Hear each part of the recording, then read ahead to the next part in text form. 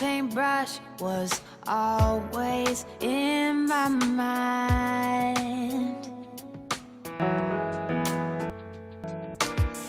Words were my frame, melodies were a signature in my name,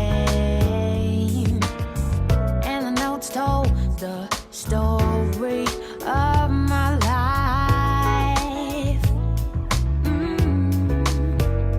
Don't go chasing sunsets, you'll lose your heart. Don't go running from yourself, you'll forget who you are. Don't let life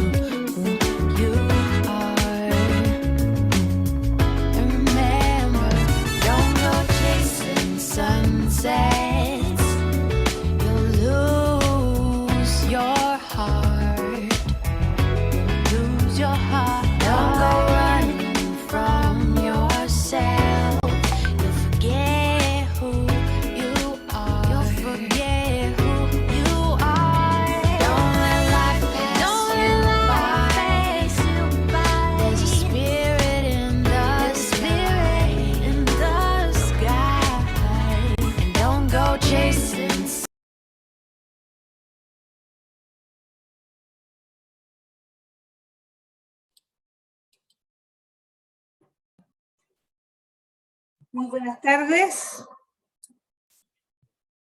a todos, a todas. Bueno, creo que voy a comenzar de inmediato. No sé si alguien más va a hablar antes.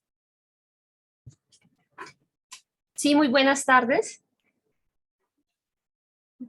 Buenas tardes. Eliana, ¿cómo estás? Sí, señora, voy a iniciar con la presentación para darte paso a tu presentación. Muy buenas tardes para todos y bienvenidos a este seminario permanente de innovación educativa. El día de hoy nos va a acompañar Eliana Barrio Fuentes. Ella es una investigadora chilena especializada en lingüística aplicada y ciencias sociales. Sus investigaciones han sido principalmente desarrolladas en torno a la educación y el impacto social de las políticas públicas, tanto en la identidad del profesorado como en las instituciones educativas y en la sociedad. De igual forma, una de sus investigaciones también es trabajada en la investigación en relación a la metodología de enseñanza de idiomas y la importancia de una educación intercultural. Todo esto también pues a su gran educación, profesora de inglés de la Universidad Católica, licenciada en Antropología Social y Cultural de la Universidad Austral de Chile y doctora en Ciencias Sociales con la tesis denominada Cambios y Reformas en la Educación Chilena, la perspectiva de los maestros desde una mirada etnográfica. Entonces, Eliana, muchas gracias por esta participación y damos paso. Buenas tardes. Bueno, aquí en Chile son las 6 de la tarde, por eso digo buenas tardes. Quiero compartir la pantalla. ¿Se podrá compartir pantalla? Sí puedo. Sí.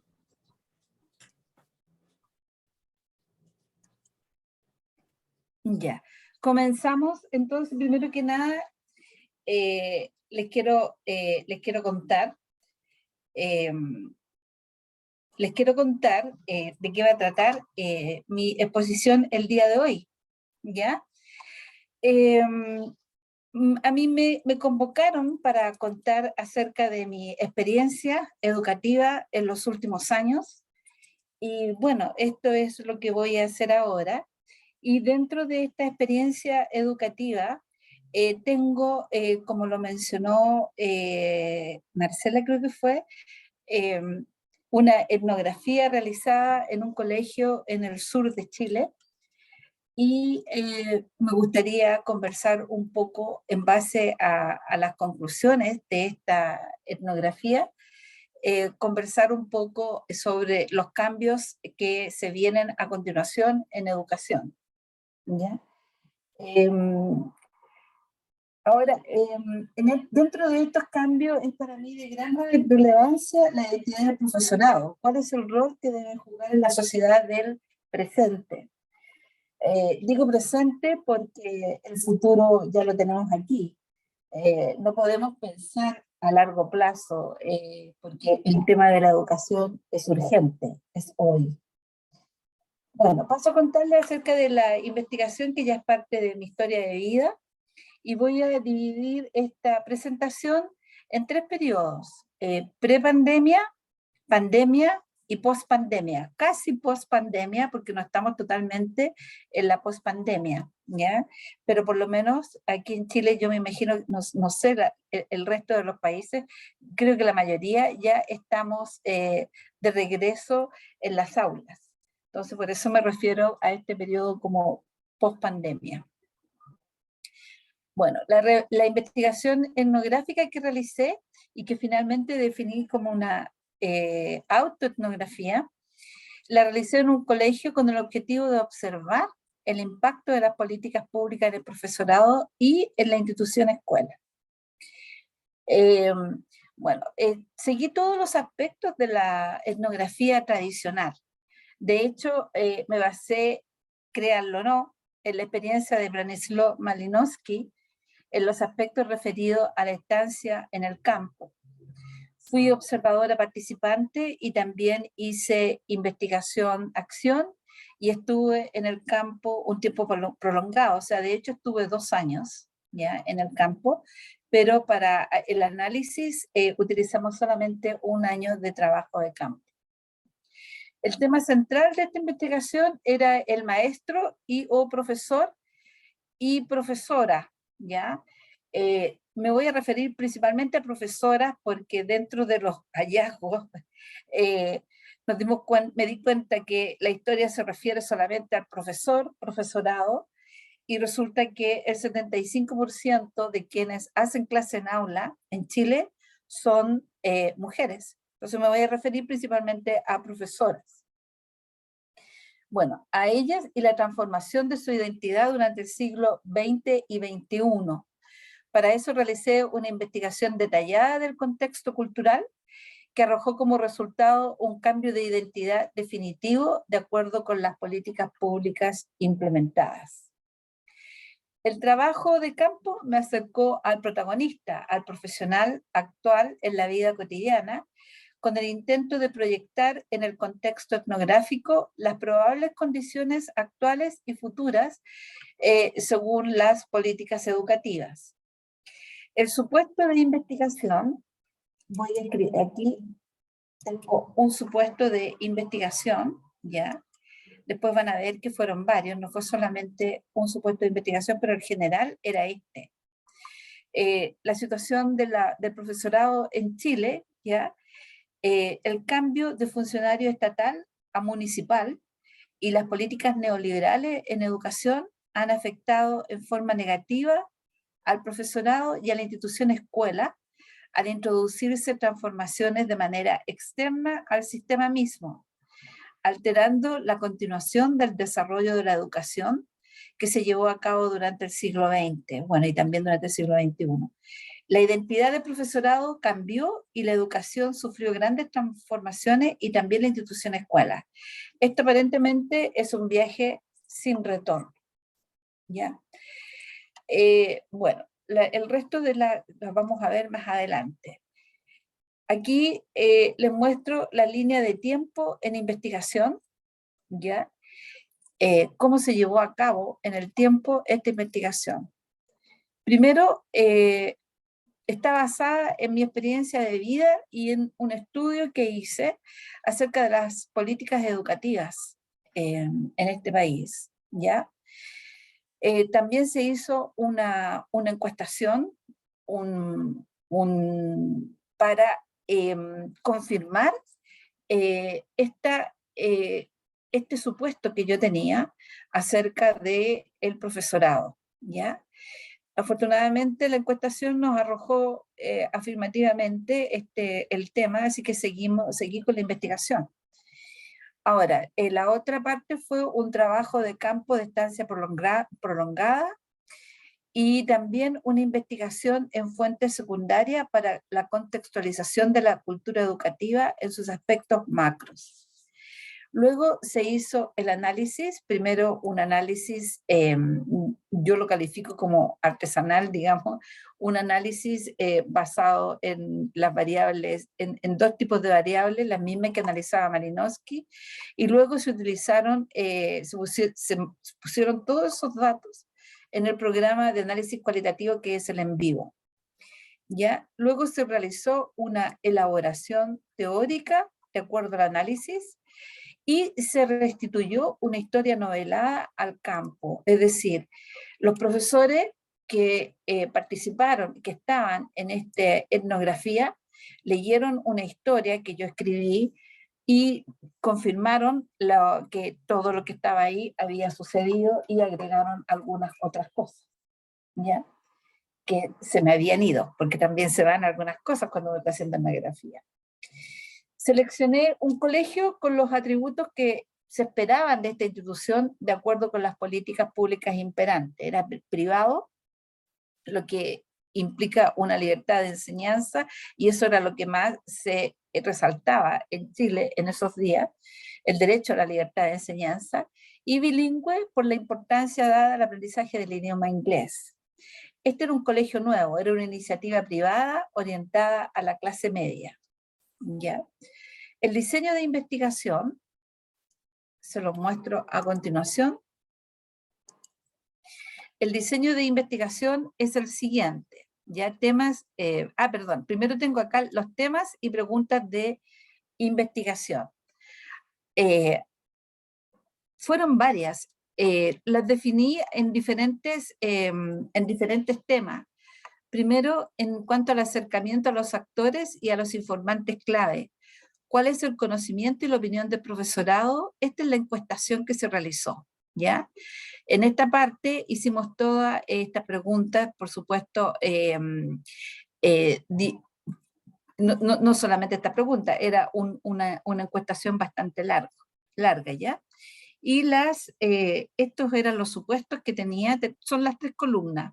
Uno, el tema, las preguntas de investigación, los medios de recolección de información que se utilizaron y los supuestos para cada uno de esos temas, ¿ya? Luego está desde el profesorado, las preguntas acerca del profesorado. ¿Qué sucede cuando el Estado abandona su rol docente y pasa a ser subsidiario y o facilitador, dejando la educación sujeta al mercado educacional? Esa era la pregunta principal en relación al profesorado y a la educación. Bueno, ahí se realizó el trabajo en terreno y aquí están todos los supuestos, ¿ya?, acerca de ese tema. Y también el otro tema era la identidad. ¿Cuáles son las transformaciones en la identidad del profesor? ¿Qué efectos han tenido las diferentes políticas educativas en la identidad del profesorado? ¿Qué repercusiones tienen dichas transformaciones en el trabajo cotidiano del profesor? Ya, para todo esto se hizo la etnografía y el estudio en las fuentes históricas, ¿ya?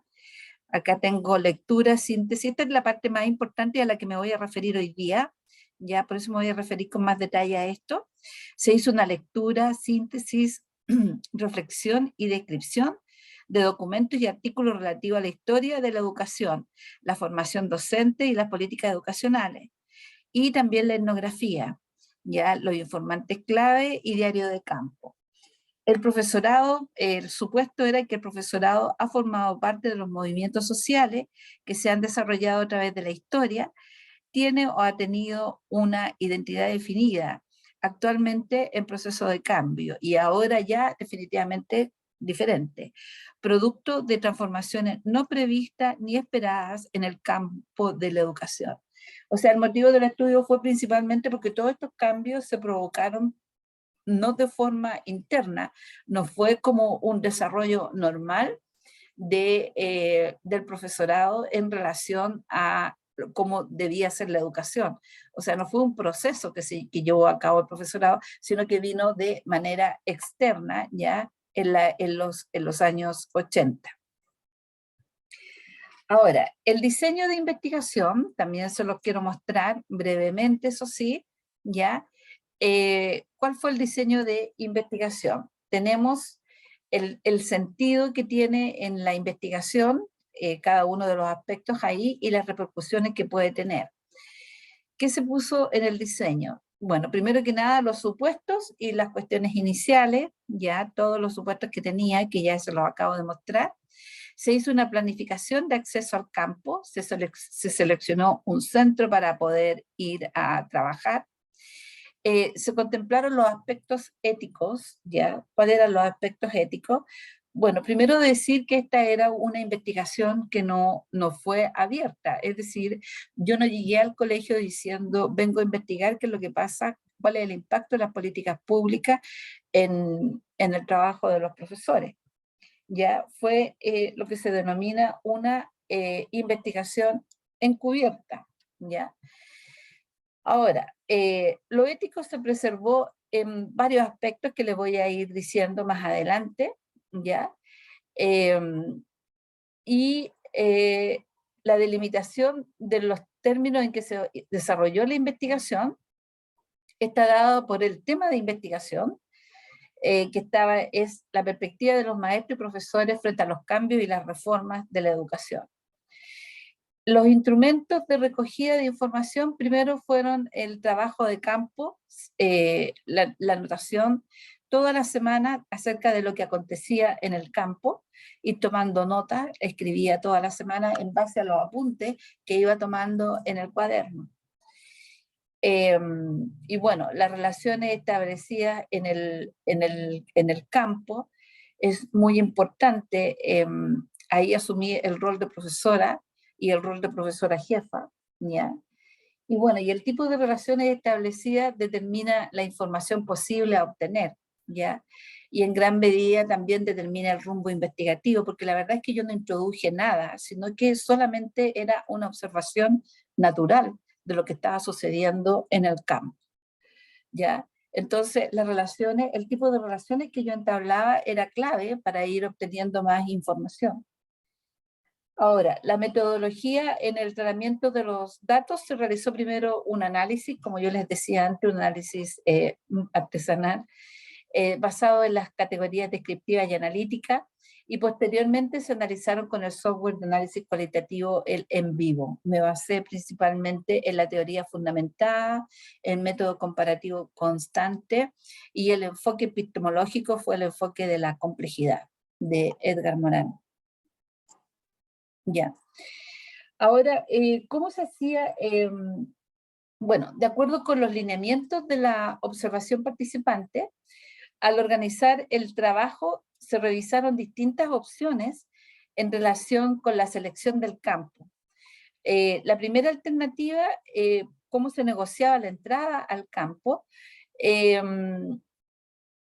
entrar diciendo vengo a hacer la investigación, realmente no se tomó porque de partida los colegios, y especialmente en el sur de Chile, y los colegios en general son como estructuras cerradas.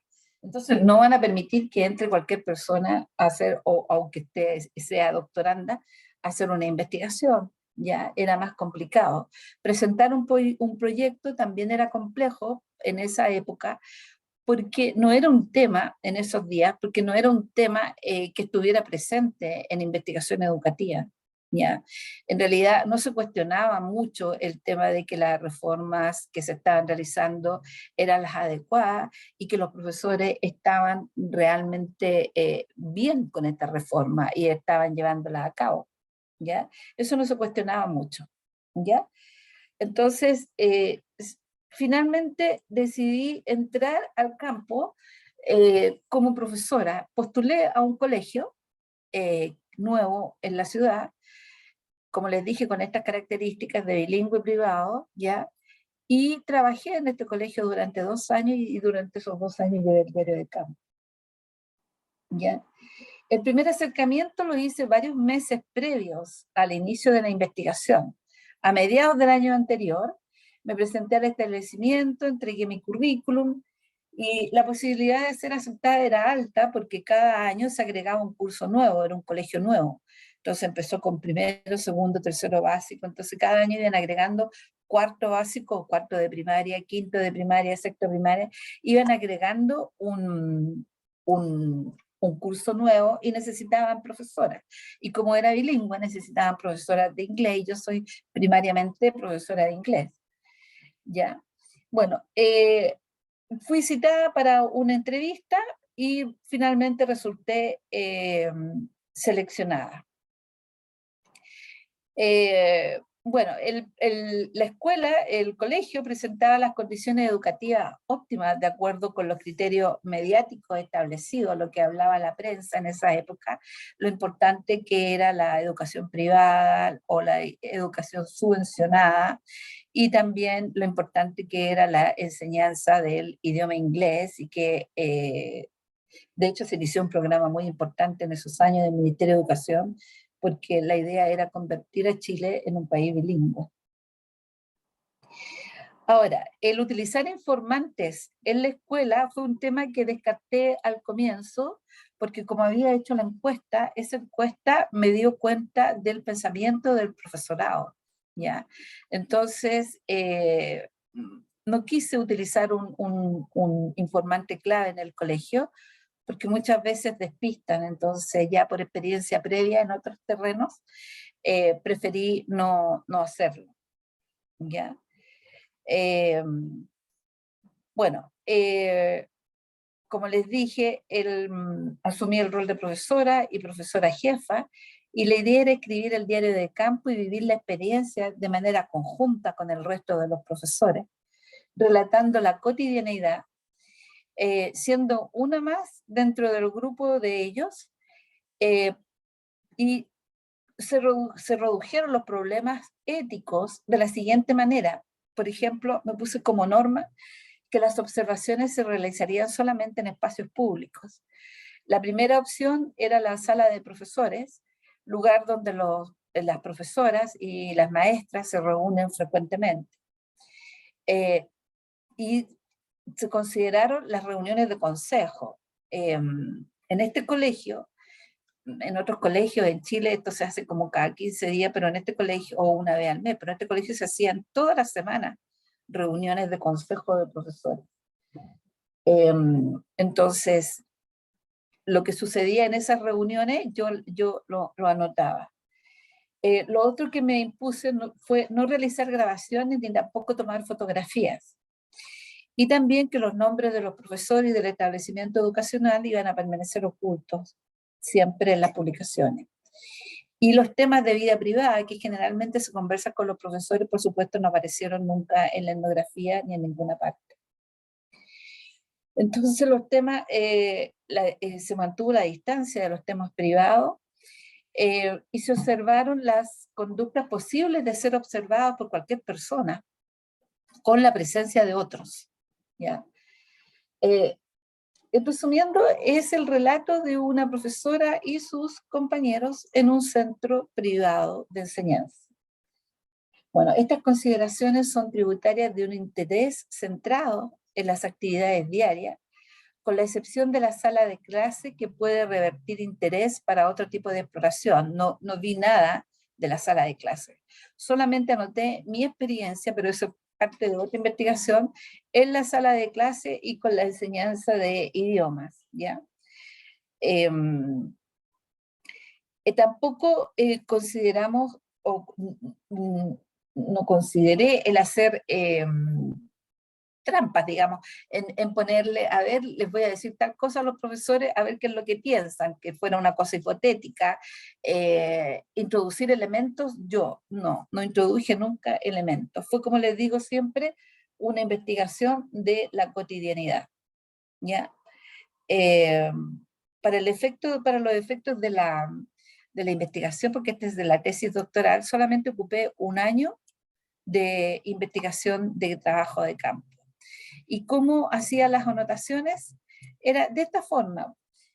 Hacía la observación en terreno, registraba apuntes, por lo general el fin de semana leía todos los apuntes, reflexionaba acerca de lo que había sucedido en la semana y organizaba los apuntes. Luego de organizarlo, escribía en el diario de campo anotando la semana correspondiente. El día lunes regresaba al campo y volvía a hacer la observación. O sea, era un proceso circular, ¿ya? La verdad es que fue una experiencia increíble en el campo, muy enriquecedora. La etnografía en terreno realmente vale la pena de ser experimentada. No fue fácil la inserción, tampoco lograr el rapport y mantenerme en la institución, porque la ciudad es una ciudad pequeña, y todo el mundo se conoce, y todo el mundo sabía que yo estaba haciendo el doctorado, entonces no sabían qué es lo que estaba haciendo ahí. Cuando me preguntaron, ¿y tú qué estás haciendo aquí si estás estudiando el doctorado? ¿Por qué no estás haciendo clases en otra parte? Les dije yo, bueno, es que estoy haciendo una investigación. No me preguntaron más. Bueno, aquí el investigador es central a la investigación, ¿ya? Bueno, vamos al otro. Finalmente obtuve un diario de campo, ¿ya? Como les dije, primero fue el análisis de las variables, y todo eso después entró en análisis cualitativo en vivo, ¿ya? Y aquí hice un cuadro en el que se reflejan se reflejan, digamos, la cantidad de palabras. Estas son las 100 palabras que más se repitieron. Si ustedes se fijan aquí, la que más se repitió fue problemas, semana, como, básico, era un colegio de enseñanza básica, Sebastián, un alumno con problemas, curso, reunión, padres, Claudia, una profesora muy cercana a la directora, a la coordinadora académica o directora del colegio, profesora, Erika, el nombre de una profesora, educación, inglés, clases. No quise eliminar palabras chicas, las puse todas, ¿ya? Profesores, alumnos, etcétera. Pero lo que más se repite acá es problema. Eso en el fondo refleja que hay un conflicto constante en el colegio, ¿ya? Que se mueve de un lado a otro y problemas hay siempre. Bueno, eso es parte de los resultados. Aquí tengo también, les quise mostrar la codificación de los nodos, ¿ya? Porque el en vivo codifica por nodos, y aquí están los nodos, la cantidad de palabras, por alrededor de 1500 palabras que se codificaron en diferentes nodos, ¿ya? Ahora, el análisis final se hizo de esta forma.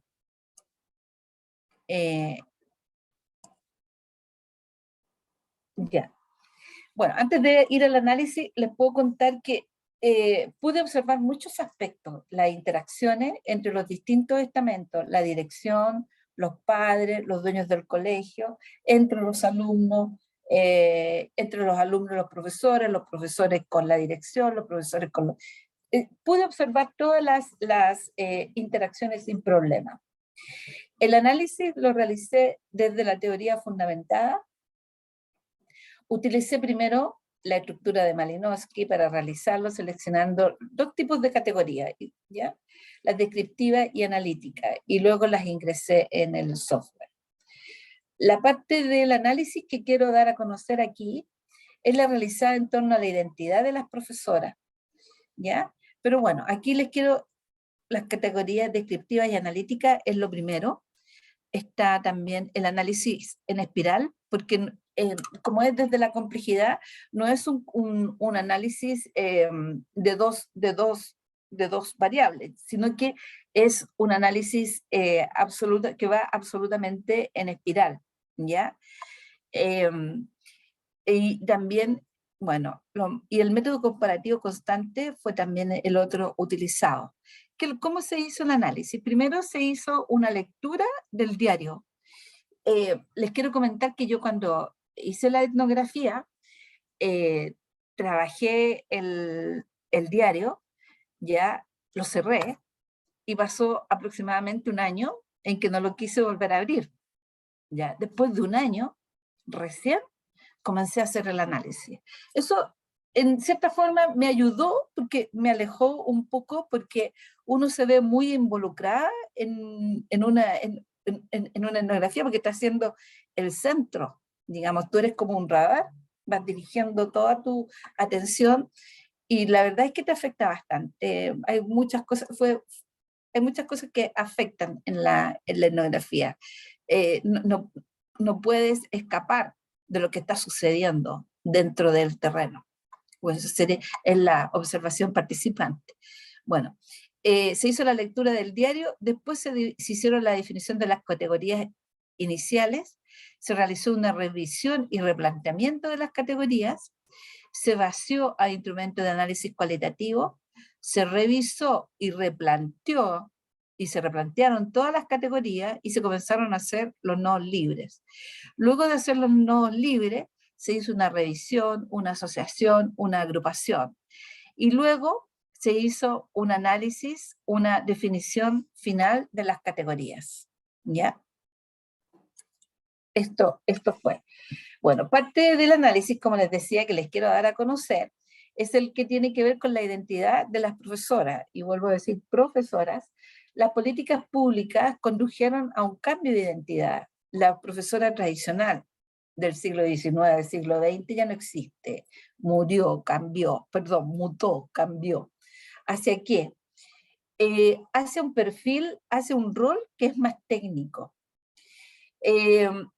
La implementación en Chile de pruebas estandarizadas a los alumnos, las pruebas CINCE, las pruebas de entrada a la universidad, ya obligan a una educación que te conduce a desarrollar habilidades o conocimientos en pos de esas pruebas solamente. Es lo que sucede por lo general, ¿ya? Entonces, el profesor va cumpliendo un rol que básicamente un rol técnico, principalmente un rol técnico, ¿ya? El rol de formador como que ha pasado a segunda, a una segunda, se ha quedado de atrás, ¿ya? Bueno, todo esto, la necesidad de cumplir con todos esos estándares internacionales, la intervención de la psicología en la educación, que tiene sus partes muy positivas, pero también otras que no lo son tanto, han cambiado el rol tradicional. Todos esos cambios fueron en detrimento de la imagen del profesorado. El mismo hecho, el profesorado es evaluado todos los años en Chile y también se evalúan cuando salen de las universidades. O sea, se les aplica una prueba para saber si es que la universidad cumplió con enseñarle todo lo que se necesita. Entonces, se le aplica esa prueba y también se aplica, se le aplica está la carrera docente ahora, ya se implementó la carrera docente, entonces cada cierto tiempo tienen que ir rendiendo pruebas para ir escalando en esta carrera docente, ¿ya? Pero al principio esto fue como bastante escandaloso en realidad porque se sabían los resultados de los profesores y se publicaba en el diario constantemente los bajos resultados que tenían los profesores en las pruebas que se rendían, ¿ya?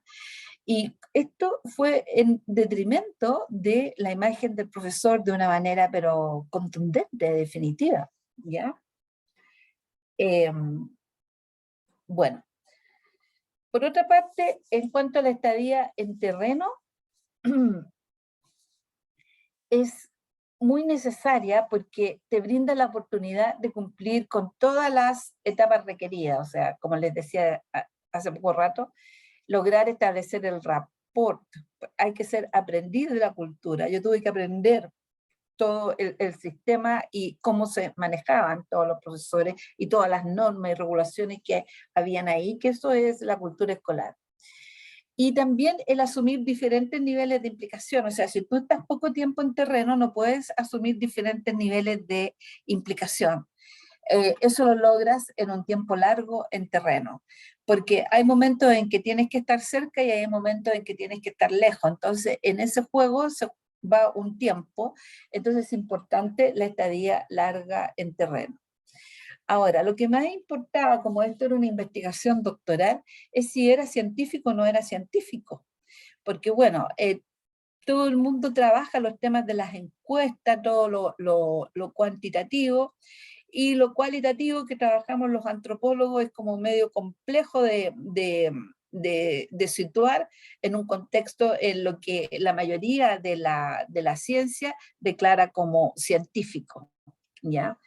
Bueno, los criterios para mí de cientificidad los define la honestidad del relato y de los datos recogidos, y también el tratamiento de estos en el análisis, que fue un tratamiento pero muy delicado, en el fondo bien exhaustivo.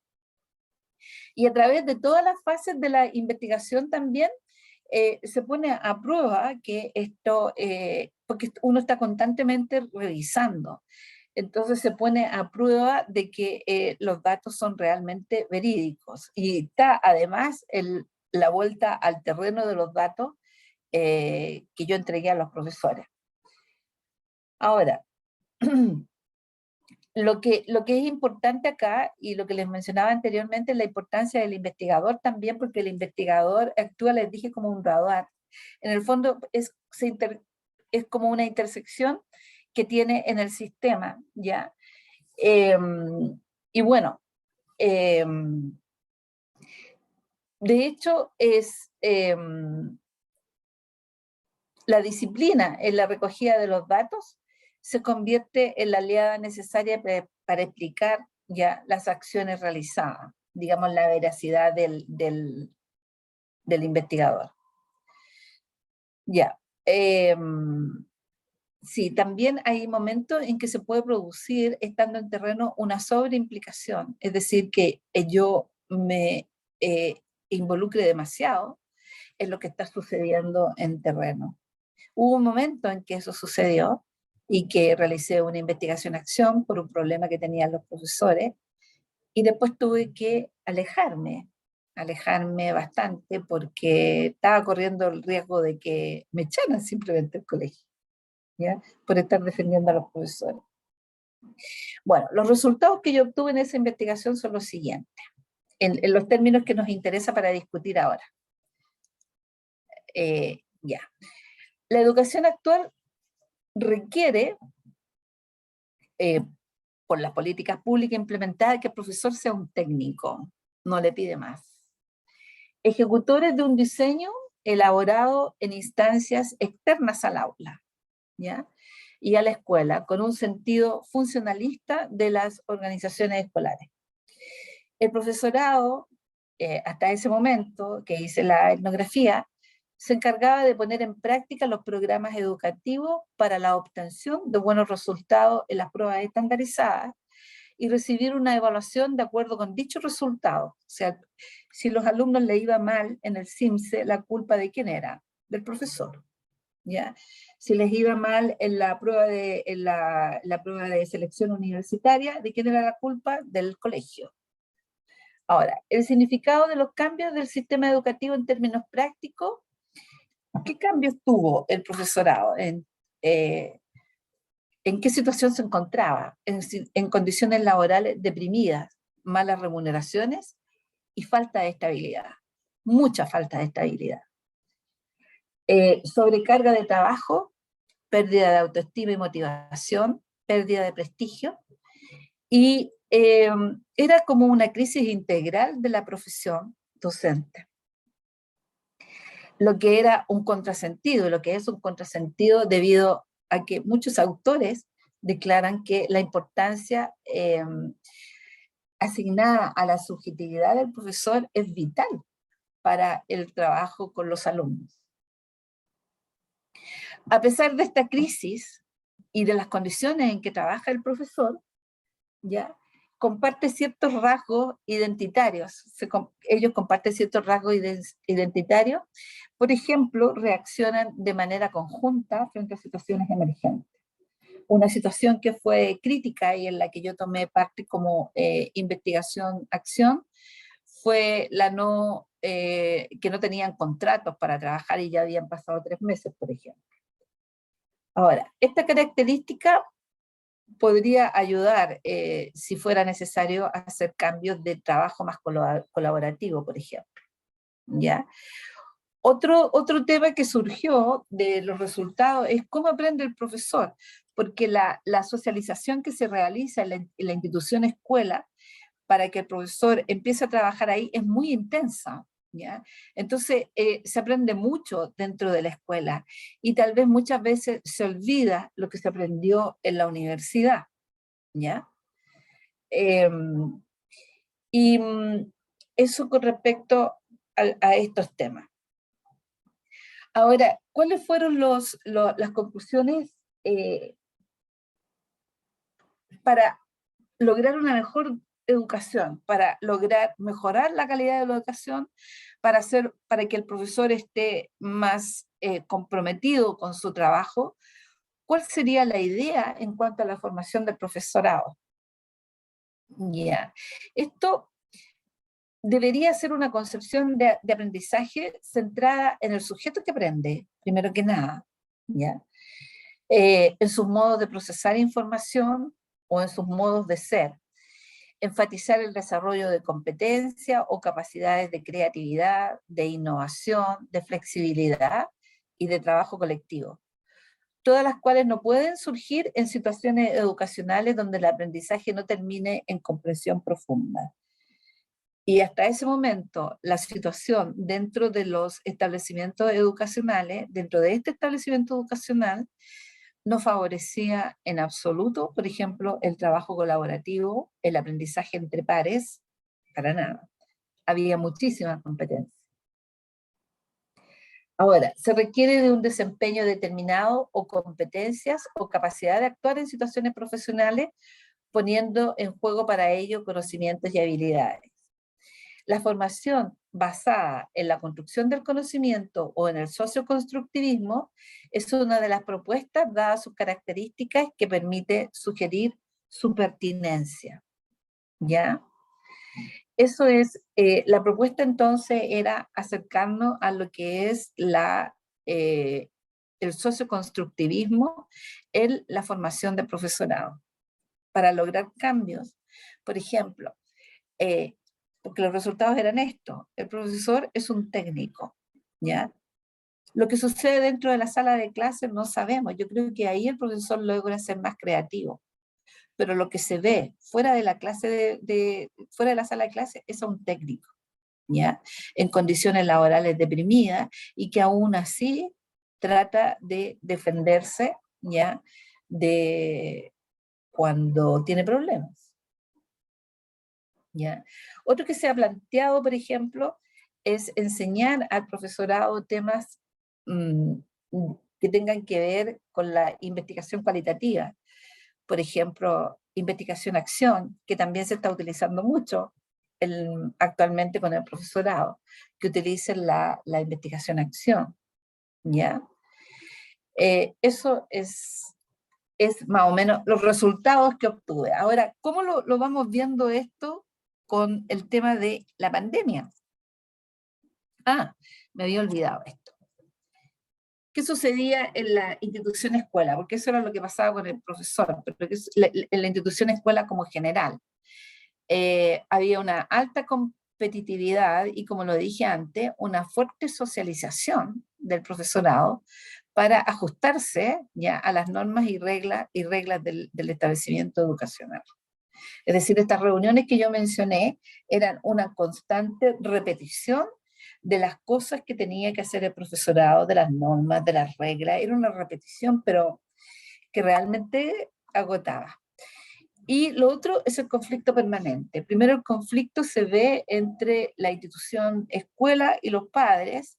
Después, ese conflicto se traslada a los profesores. Luego de los profesores se traslada entre los mismos profesores, la competencia, ¿ya? Quién tiene el mejor curso y quién tiene el peor curso. Y después se traslada a los alumnos, ¿ya? A fin de año había bastante violencia, o sea, ¿cómo lo podría definir? Violencia. Había conflicto, había mucho conflicto entre los alumnos, muchísimo conflicto, muchas peleas, se fueron alumnos del colegio, estaba como complicada la situación. Bueno, y esto era lo que les decía acerca de la formación del profesorado, ¿ya? Que tiene que estar centrada en el sujeto, basada en el socioconstructivismo. La idea es formar al profesorado en este camino, porque si se logra formar al profesorado en este camino, él replicaría esa misma educación en sus estudiantes, sus estudiantes primarios, secundarios, universitarios, donde le corresponda estar. ¿Ya? Bueno, nos vamos a la pandemia. Pero antes, ¿qué sucedía con las TICs en esa época? Creo que existía una gran variedad de usos y frecuencias de usos, ¿ya?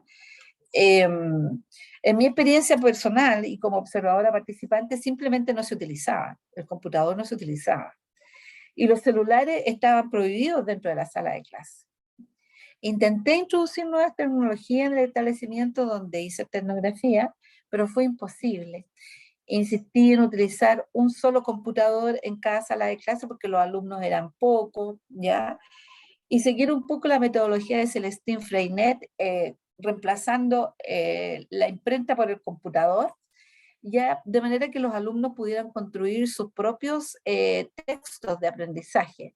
Pero no lo logré, no hubo caso. O sea, el hecho de comprar computadores, por ejemplo, o ordenadores, era un gasto que el dueño no estaba dispuesto a afrontar.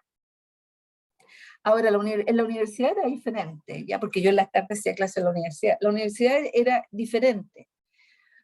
Los alumnos tenían un mayor acceso a los computadores, por lo tanto, se podía trabajar a través de plataformas, y también como profesora de inglés existían unos programas muy buenos y utilicé varios de ellos, especialmente los que se trabajaban con blended learning, que era una parte trabajada en el computador por el alumno y otra en la sala de clase. Y siempre me quedé con la idea de que algo faltaba. Faltaba como más contextualización de los aprendizajes, ¿ya? Más partir desde el conocimiento del alumno, faltaban todas esas cosas. Bueno, y la pandemia nos obligó a refugiarnos en nuestras casas y en los computadores. Comenzar a elaborar nuestros propios paquetes de aprendizaje, y lo digo de esta forma porque cada paso debía ser muy, muy planificado, y ahora estoy hablando más desde mi experiencia en la universidad. El trabajo se intensificó, la escuela y la universidad desaparecieron en términos físicos, ¿ya? Y el profesorado, perdón, se vio enfrentado a la necesidad de aprender rápidamente distintos programas y aplicaciones para llevar a cabo el proceso de aprendizaje.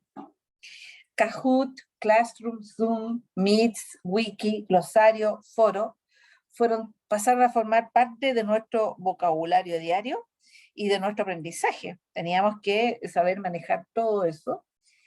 Y nos enfrentamos de nuevo, como en los antiguos tiempos, directamente con el alumno, sin la mediación de nadie, sin la mediación de elementos administrativos, ¿ya? O sea, de personal administrativo, y tampoco sin la mediación de psicólogos o de psicopedagogas. Ahora, en la universidad tuve muchos alumnos que no tenían computador y escuchaban la clase en el celular, y varios no tenían acceso a internet. Esto en las escuelas era más frecuente, y en las zonas rurales y en general en las zonas alejadas de los centros urbanos la situación era más crítica. Imágenes como esta de alumnos captando una señal en el techo de su casa se hicieron virales en esa época. ¿Se acuerdan? Fueron virales en el año 2020. El proceso de aprendizaje para los profesores y profesoras universitarias fue rápido e intensivo. Para los profesores básicos y secundarios el proceso fue mucho más complejo, porque en ese ámbito la capacitación fue en menor escala. Comenzaron a aparecer las primeras críticas acerca de la baja calidad de la enseñanza provocada por las diferencias en el acceso a Internet del alumnado. Un alto porcentaje de ellos utilizaban solamente celular, y con eso no pueden usar todas las plataformas y tampoco todas las técnicas de aprendizaje. Y otros, y no pocos, se podían comunicar solamente a través de WhatsApp. O sea, supe de muchas profesoras en zonas rurales en que le tenían que mandar mensajes WhatsApp a sus alumnos, y en determinadas horas, porque a esa hora tenían señal, por ejemplo. También está el tema de la desaparición del contacto. A los alumnos ya no los vimos más. No encendían cámaras, y en contadas ocasiones encendían el micrófono. Se convirtieron en receptores invisibles de nuestros paquetes de aprendizaje, diseñados cada vez con mayor habilidad, porque de adquirir la habilidad de enseñar fue rápidamente en pandemia, ¿sí o no? O sea, nos perfeccionamos en el tema. Desde mi perspectiva, el avance en el conocimiento de las tecnologías de la información creció de manera sideral. Recibí alumnos que se manejaban muy bien en redes sociales, Instagram, WhatsApp, pero no tenían idea de cómo trabajar un documento Word o un documento Excel, ni cómo entrar a una plataforma, a subir tareas, subir trabajos. Y terminé el año 2021 con alumnos presentando una infografía para resumir determinados conceptos, aprendimos nosotros y aprendieron ellos. ¿Ya? Pero como no podemos ignorar la brecha en cuanto al conocimiento, no podemos ignorar en realidad que la brecha en cuanto al conocimiento se intensificó. Comenzaron las presiones del Ministerio de Educación y de los padres, especialmente que en Chile fue una pelea constante con el Ministerio de Educación, de los profesores de enseñanza básica y media, por el regreso a las clases presenciales. Y finalmente comenzamos a volver, después de cuestionarnos mucho si volver o no volver a la escuela. Los profesores, ¿qué es lo que pedían? Pedían condiciones higiénicas mínimas, ¿ya? Para poder volver a las escuelas, de lo contrario no volvían. Bueno, y las razones que esgrimían era la desigualdad para volver a la escuela, que la desigualdad crecía en los sectores más vulnerados y con un capital cultural más bajo. Ahora también los padres debían salir a trabajar y no podían dejar a sus hijos solos. La función de la escuela se vio notoriamente, fue clara.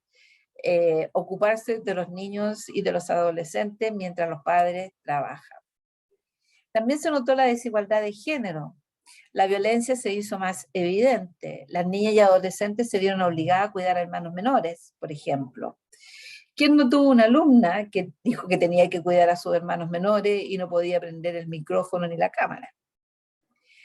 Ahora, el impacto también alcanzó a los estudiantes con condiciones distintas, como con el síndrome de Asperger o el trastorno del espectro autista, porque los programas dedicados a ellos se suspendieron. Para muchos era claro que los sectores con acceso a Internet y con mayor capital cultural podían continuar con clases en línea, mientras que los otros, los más vulnerados, no. El debate crecía y otros especialistas insistían en la necesidad de tener un mayor contacto social, destacando que el sistema online impactaría negativamente en el desarrollo de las habilidades sociales, de comunicación y de trabajo colaborativo en equipo. Por su parte, el profesorado insistía en el peligro del regreso a la presencialidad, ¿ya? Se debatió mucho acerca del tema. Para algunos, la educación online debería aplicarse en el nivel terciario solamente, es decir, en el nivel universitario, porque la educación superior es donde se puede percibir con mayor claridad los beneficios que tiene, mientras que en la educación primaria y secundaria los aspectos de tipo formativo, vinculados al desarrollo de habilidades sociales, impiden un uso intensivo de la modalidad online. O sea, los niños y los adolescentes necesitan de este contacto. Yo creo que también los universitarios, ¿eh? Pero bueno, pueden trabajar mejor online. Ahora, ¿qué sucedió con el profesorado en esta etapa? Aparte de la intensificación del trabajo, del aprendizaje acelerado de las nuevas tecnologías y también de una planificación cada vez más exacta del proceso de enseñanza-aprendizaje, se siguió acentuando el rol de técnico, aunque ya tuvimos la oportunidad de estar frente a frente con los alumnos, como le digo, sin ningún intermediario. Eso fue, para mí por lo menos, una experiencia bastante importante. Ahora, ¿qué pasa con la pospandemia? Lo que estoy denominando pospandemia, pero no es pospandemia todavía porque todavía no ha terminado. Entonces es como medio un signo de interrogación. Está claro que la pandemia fue una catapulta, ¿ya? Que nos lanzó al cambio obligado, forzado y sin pensarlo, ¡pum!, todos al sistema online. Nos sacó de nuestra edad media educativa y nos lanzó a la virtualidad. Probablemente en un futuro vamos a aterrizar o vamos a caer, no sé. Aún no sabemos, pero siendo optimistas, aunque un poco peligroso, vamos a aterrizar. Ahora, ¿cuáles han sido los primeros resultados de este enclaustramiento de los alumnos y profesores invisibles dentro de las cajas virtuales? De esta soledad prolongada y de este trabajo solitario, de la desaparición física de las instituciones educativas. Lo primero que he visto en mis cursos presenciales durante este año son alumnos constantemente a la defensiva, un tanto agresivos. En las noticias he visto mucha violencia, reacciones exageradas en la calle a problemas con solución. Es como que se refleja como una cierta pérdida de habilidades sociales. Por otra parte, los alumnos de primer año, tengo otro grupo de alumnos de primer año, por ejemplo, que los veo como con los ojos muy abiertos y con muchos deseos de aprender. Hay un poco de todo. La virtualidad es un hecho y nos obligó a aprender cómo manejar nuestras clases en línea. El desarrollo de las tecnologías educativas fue sorprendente. Enseñar hace años se convirtió en una profesión que se desarrolla en un marco de incertidumbre. Pero esta característica se vio absolutamente acentuada con la pandemia. ¿Cómo se desarrollará la educación hoy en día próximo a la post-pandemia? Hay que recordar que también ignoramos si vienen otras pandemias, no sabemos. Tenemos nuevos términos, las TAC, tecnologías del aprendizaje y conocimiento. Es el uso de las TICs asociados al aprendizaje. Son los recursos digitales orientados a la enseñanza que fomentan el aprendizaje tanto para el docente, que estudiará y seleccionará las herramientas digitales más adecuadas para su uso en el aula, como para los alumnos que recibirán los beneficios de su utilización. ¿Ya? Otra consecuencia del aprendizaje en pandemia fue el claro deceso del aprendizaje enciclopédico. Hace muchos años nos decíamos desde hace muchos años nos decimos que el aprendizaje enciclopédico no sirve. No sirve ya para el siglo XX, ni menos para el siglo XXI, no servía para el siglo XX, menos para el siglo XXI. Muchos nos dijeron que intentáramos algo distinto. Freinet, Freire, Delacroix, Vygotsky, Montessori, Dewey. Ahora, nuestras evaluaciones en época de pandemia no tenían ningún sentido si las enfocábamos en pedir información. En un clic, los alumnos obtenían cualquier información. Nos cuestionamos la copia y finalmente comprendimos la necesidad de desarrollar habilidades superiores. De esta manera tuvimos que revisar las metodologías activas, el aprendizaje basado en proyectos, el aprendizaje basado en problemas, para fomentar la participación del estudiante y conducirlo al aprendizaje. Convertirnos efectivamente en mediadores con actividades que posibilitaran la participación, la cooperación, la reflexión sobre las tareas asignadas y conducir al estudiante al aprendizaje o al aprendizaje autónomo. En el fondo, enseñarlo a aprender. Hubo un libro que se publicó, fíjate que en los años 70, Aprender a aprender, de la UNESCO. Bueno, ahora bien, los problemas denunciados en un inicio en relación con la identidad del profesorado. ¿Cuál será la identidad del profesorado en la post-pandemia? O post-pandemia COVID solamente. El de las escuelas, el de los de educación secundaria, el profesor universitario. ¿Seguirá siendo un técnico más especializado en TAC? ¿O necesariamente se necesitará el rol formador del profesor? ¿Será aconsejable abandonar el rol formador? Les dejo la pregunta abierta. ¿Logrará el profesor posicionarse con una mejor imagen dentro de la sociedad? Y los cambios continúan. Eso. ¿Cuál debiera ser el rol del profesor en la pospandemia? ¿Técnico ejecutor de programa? ¿Creador? ¿Agente de cambios? Porque como les dije al principio, pareciera ser que se inició, por lo menos aquí en Chile, un viaje sin retorno del profesor tradicional del siglo XX, fines del siglo XIX, del siglo XX, hacia otro profesor con otras características. Los dejo en sus manos, me encantaría escucharlos ahora.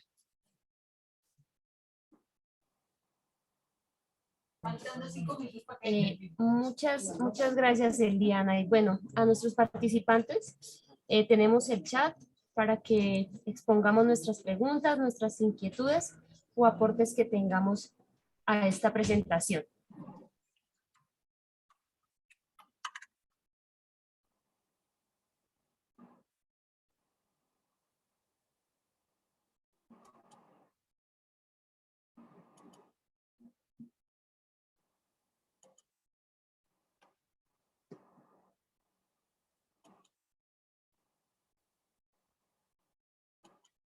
¿No hay preguntas? Sí, Eliana. Sí, sí, sí, ¿Sí? mira, pues una de las preguntas es, que nos comparten es, ¿cuál fue la experiencia más enriquecedora de sumergirte en este rol docente en la institución educativa? La más enriquecedora, Sí, el conocer a ese grupo humano, de todas maneras. Eso en términos personales. Ahora, en términos de conocimiento, sigue siendo como una fuente inagotable de conocimiento el ir revisando. Me cuesta volver atrás en el tema porque, como te digo, fue una experiencia bastante fuerte. Ya no fue una cosa fácil. Entonces, me cuesta un poco volver atrás, pero ahí encuentro muchísima información que todavía estoy analizando. listo. Bueno, acá tenemos unas apreciaciones y otra pregunta. Cintia nos indica, reconozco el trabajo que se viene realizando por parte de los docentes después de la pandemia. Mil felicitaciones para Eliana, la ponente. Graciela nos comenta, muy interesante presentación del tema, todo un reto y un desafío ser maestro hoy en día. Y el profesor Quesada nos indica, ¿qué resistencias mostraron los docentes para el uso de las TIC?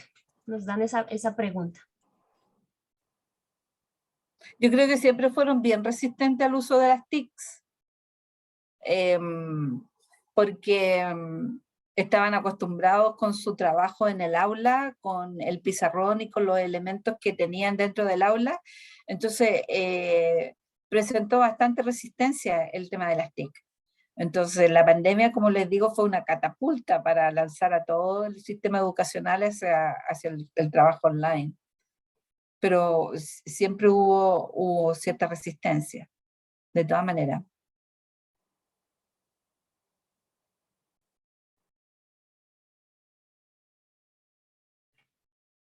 Listo, bueno. Jessica Moreno nos indica, en su experiencia, ¿cómo se podría frenar la deserción escolar? Ya que después de la pandemia a muchos alumnos les afectó. ¿Cómo frenar las deserciones? Sí, ese fue un problema que yo creo que, no sé cómo se dio en otros países, pero aquí igual se dio el tema de la deserción escolar. ¿Cómo frenarla? La verdad es que con alguna política pública adecuada, creo yo, de incentivar el regreso a las aulas. Ahí también se da un tema de que, no lo sé, pero tal vez muchos pensarán que ya no es tan importante la escuela, porque la institución escuela estaba, uno de los resultados de la investigación fue justamente que la institución escuela estaba absolutamente en crisis. ¿Será que ahora se habrán dado cuenta de que realmente la institución escuela puede, no es tan necesaria?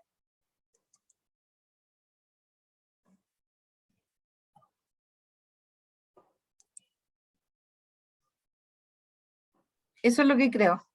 Listo, Eliana. Mira que complementando a esta pregunta también, Rosa Estela nos indica, ¿cómo se vivió la deserción en la educación respecto a la formación docente? Con perspectiva de género, ella nos indica que en México desertaron más en género masculino. Entonces, esa deserción en la educación, pero respecto a la formación docente. En cuanto a desertaron más estudiantes de pedagogía masculinos, ¿a eso se refiere? La deserción es frente a los docentes, a la formación docente. Ya. Desertaron. La deserción en las carreras de pedagogía es un tema. Por lo general, abandonan la carrera muchos, ¿ya? Antes de terminar. Y muchos la abandonan al primer año de trabajo. Entonces, es un tema, y esto está totalmente ligado, creo yo, a la falta de prestigio que tiene el profesor en la actualidad, que eso yo encuentro que es crítico. O sea, ¿cómo te conviertes en un profesional que te están evaluando cada 5 años para ver si es que eres bueno o eres malo? Y te evalúan desde el gobierno, desde el Estado, y te dicen si puedes continuar trabajando como tal o no. Eso es lo que pasa acá. No sé cómo será en México, ¿ya? Entonces, la carrera docente que se implementó, dicen que es para mejorar la calidad de la educación en Chile, pero se mejora a través de este sistema. Yo no sé si es que existirá algún otro sistema o si será necesario el evaluar al profesorado constantemente. Yo siempre me he preguntado ese tema. ¿Será necesario? Yo creo que por eso la gente no se motiva para estudiar pedagogía, porque son cuestionados constantemente.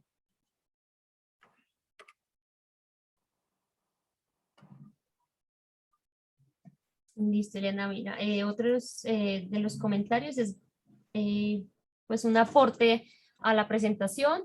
José René nos indica que es una excelente participación. María Antonieta nos indica muy interesante el tema y te felicita. Graciela te felicita por la presentación.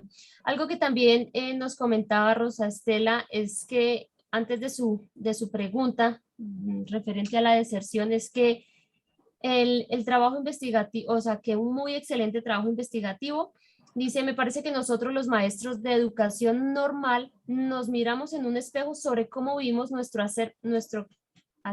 quehacer profesional durante la pandemia, ¿sí? Entonces, a ese preámbulo, entonces ella hace la pregunta que tú nos explicabas ahorita referente a la deserción de la formación docente y que ella nos indica que en México fue más el género masculino el que presentó deserción. Ya, sí. Yo considero que la pedagogía es una carrera esencialmente femenina, como la enfermería, por ejemplo. Somos más mujeres en pedagogía. Ahora, los hombres son los que ocupan los puestos más importantes, pero la cantidad de mujeres que hay en el aula, en la sala de clase, es, como te digo, aquí en Chile el 75% de las profesoras, del profesorado, son mujeres. ¿Ya? Que dejen hombres, qué pena porque igual se necesitan dentro de la educación, pero también está el aspecto económico, ¿ya? No sé cómo es en México, cuéntame, porque aquí en Chile era bastante precario, bastante malo el sueldo del profesor, pero ha ido mejorando con los años. Yo diría que en estos momentos es bueno, ¿ya? Ahora, no sé, si es que los aspectos económicos en México, si es que los sueldos de los profesores son muy bajos o no, ¿cómo está ese tema? Ahí tendrías que revisar eso, porque cada país tiene sus características.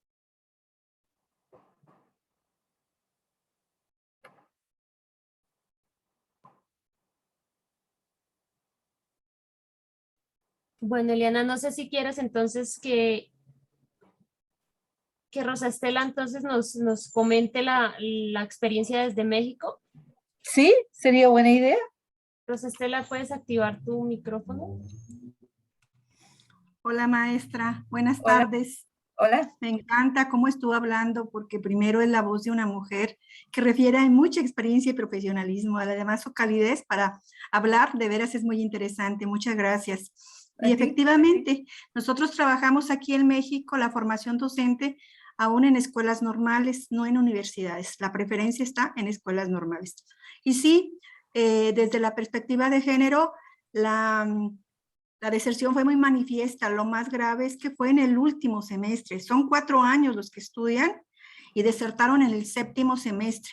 ¿Qué le digo? De un grupo de 32, desertaron 8 o 9 estudiantes, hombres.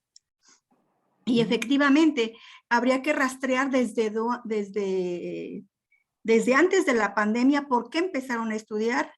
Además, en el proceso de la pandemia, en el momento de la pandemia, pues nosotros los maestros en colegiado comentábamos que era muy débil nuestra posibilidad de gestionar aprendizajes de mayor calidad porque por muchas circunstancias, precisamente porque no manejamos todo lo que quisiéramos, aquellas herramientas que permitieran potenciar su formación. Pero también muchas situaciones como la que los chicos, así como pone la fotografía tan interesante, pues buscaban el espacio para poder alcanzar la señal. Y de veras son fotografías que valen la pena exhibirse. Regresamos y encontramos actitudes que nos cuesta, empezando con nosotros, maestra, a nosotros nos ha costado volver a encontrar la mirada de los estudiantes. Mirarnos a los ojos, tocarnos, hablarnos, decirnos. Y en ese sentido, pues lo que usted ha presentado, reitero, ha sido como un espejo de que la pandemia nos ha generado situaciones de reflexionar lo que estamos haciendo. Y que desafortunadamente hay estructuras, hay nichos que no permiten precisamente todo un despliegue político, social, de complejidad para fomentar precisamente la formación docente, pero que hay muchos maestros muy comprometidos y maestras también muy comprometidas. Yo le agradezco, maestra, muchas gracias. Es un honor haberme dirigido a usted. Gracias. Muchas gracias, muy amable. Javier Galvez levantó la mano. Javier. Buenas tardes. Soy del Estado de México. Sí, efectivamente, la evidencia aquí en nuestro país en cuanto a educación, en específico soy de nivel bachillerato, coordinador académico. Varios alumnos, sí es cierto, desertaron en el nivel de bachillerato. ¿Por qué? A causa de las tecnologías. Se rompía mucho la educación en cuestión de que fallas tecnológicas, mal cobertura. Algunos, ahorita que ya regresamos, ya estamos trabajando de manera presencial, nos hemos dado cuenta de que la deserción escolar se fue a causa de que hay alumnos que se inscribieron, porque aquí hay un sistema de becas llamada Benito Juárez, y hay alumnos que nomás se inscriben para recibir esas becas, y se habituaron a que pueden ellos trabajar y no regresar a sus centros escolares, porque le dieron prioridad a los trabajos y a la solvencia económica.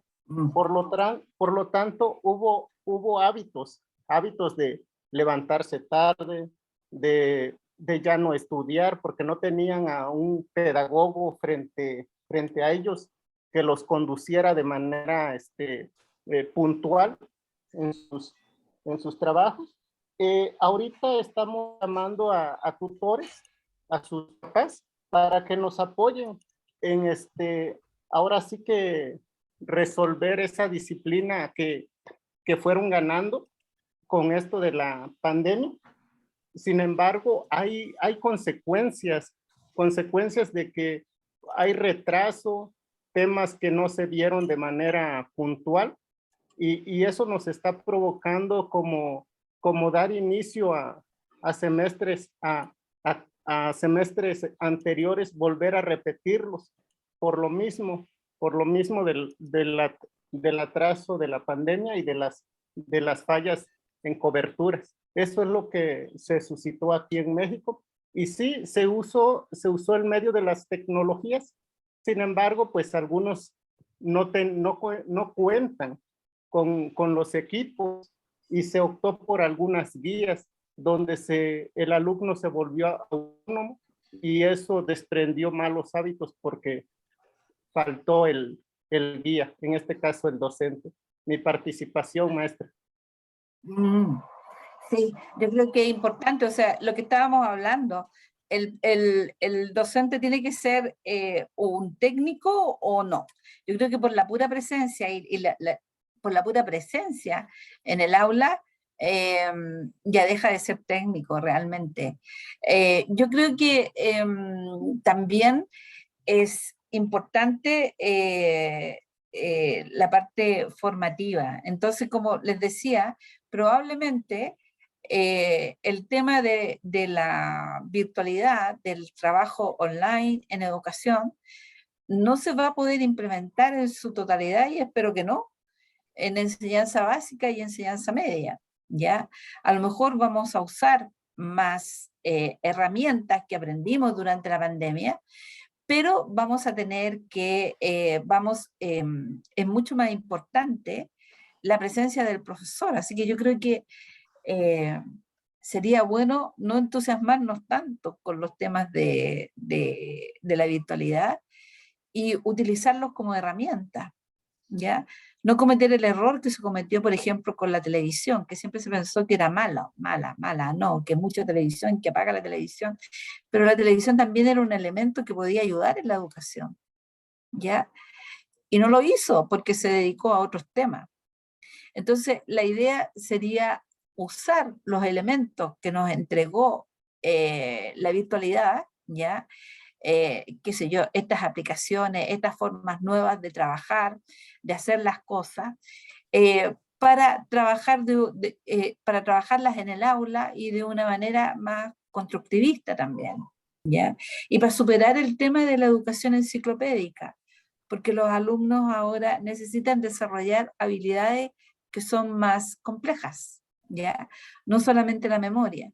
Entonces, eso es importante que nos queden las cosas buenas de la virtualidad y utilizarlas. Y ojalá que no nos veamos enfrentados a lo mismo de nuevo, no sabemos.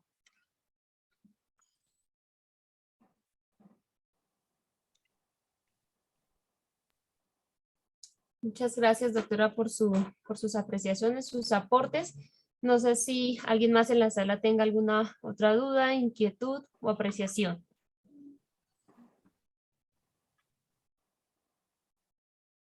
Bueno, doctora, creo que hasta ahí fue el número, pues, de preguntas. Muchísimas gracias por su participación. Y pues su merced nos compartió también su correo por si alguna persona pues quiere contactarla, recibir otro tipo de información. Lo voy a poner en el chat. Sí, ¿Ya? porque hay personas que están preguntando también sobre qué biografía quizás puede compartir.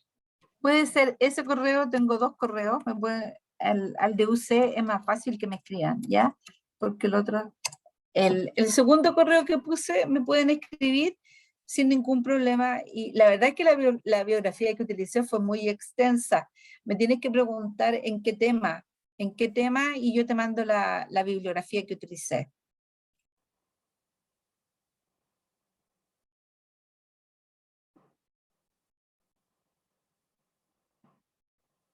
Eso sería. Darle Sí. las gracias a todos por su participación y por escucharme pacientemente durante todo este rato. Muchísimas gracias, que les vaya muy bien, que tengan un muy buen año y que, bueno, que las cosas vayan mejor para todos. Muchas gracias, doctora, y muchas gracias también a los asistentes. Gracias, Marcela.